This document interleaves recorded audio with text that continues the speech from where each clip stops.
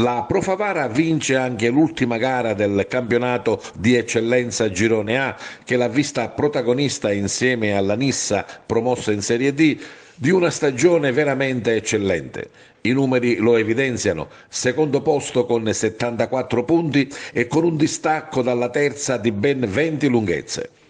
Ieri ospite al Comunale di Favara l'Accademia Trapani, che con un occhio ai risultati degli altri campi è riuscita per buona parte dell'incontro a tenere testa alla Pro Favara, che in verità non ha pressato più di tanto per evitare inutili infortuni o ammonizioni che potevano compromettere il prossimo obiettivo, ovvero la semifinale nazionale dei play-off in programma il 26 maggio, con l'altra semifinalista che uscirà dalla sfida tra Pompei e Nola. La partita con il Trapani si risolve negli ultimi minuti del secondo tempo. All'83esimo va in rete Balistreri, che sfrutta uno svarione della difesa ospite.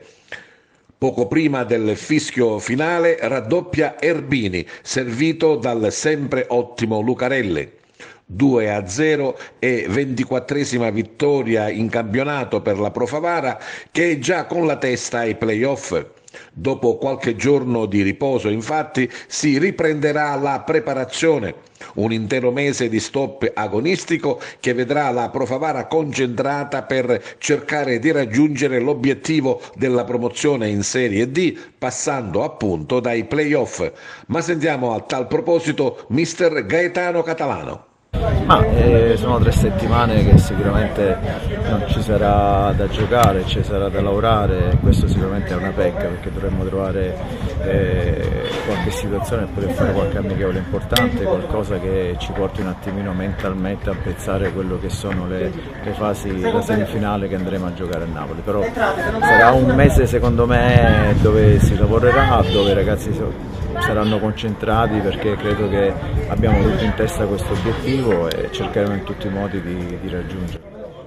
Ad inizio di campionato si prefigurava una stagione così intensa, così al vertice, con tanti punti che non sono serviti al passaggio diretto. Assolutamente, abbiamo trovato una squadra come la Nissa che ha sbagliato poco rispetto a noi. Io l'ho detto anche altre volte, sicuramente non c'è questo divario tra loro e noi, però hanno avuto quella continuità nei momenti difficili e sono stati più bravi. Noi sicuramente abbiamo fatto qualche passo falso e l'abbiamo pagato, però è anche vero che in questo campionato nessuna seconda ha lasciato 20 punti alla terza, quindi credo che questi ragazzi hanno fatto un campionato importante. Siamo passati alla fase nazionale, adesso abbiamo queste 3 settimane per preparare bene questa partita e cercheremo di giocarla al massimo sia fisicamente che mentalmente, perché è una cosa in cui ci teniamo tanto. Nola o Pompei è indifferente?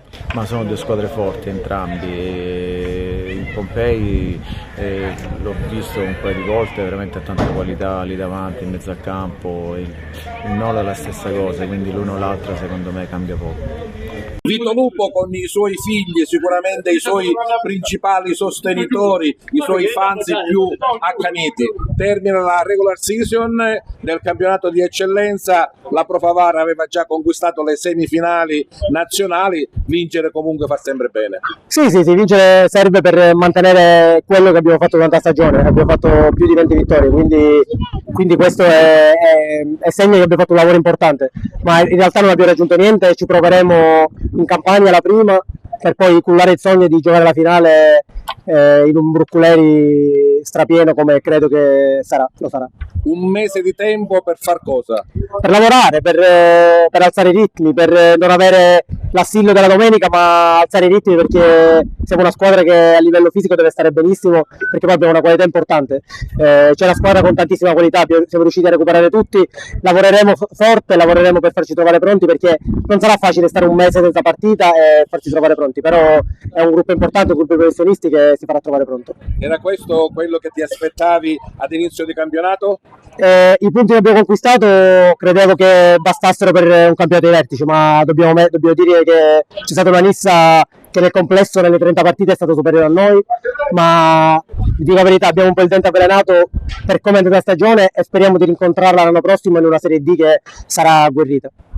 Sapevamo di venire ad affrontare qua una squadra fortissima, una squadra a cui auguro veramente di fare il salto di categoria, perché insieme alla Nissa penso che meritano tutti e due di andare in Serie D. Noi abbiamo preparato la partita per come era giusto fare,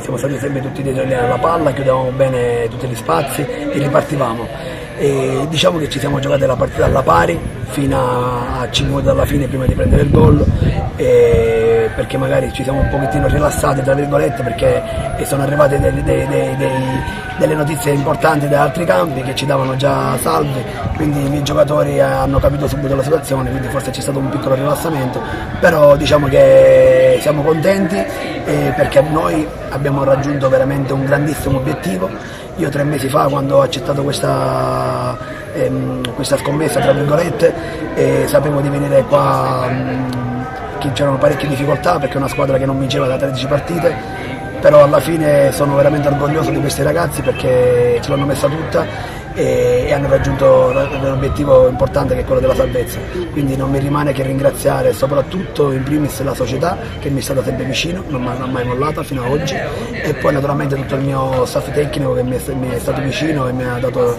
il giusto supporto, e naturalmente questi ragazzi che fino alla fine hanno lottato fino all'ultimo minuto.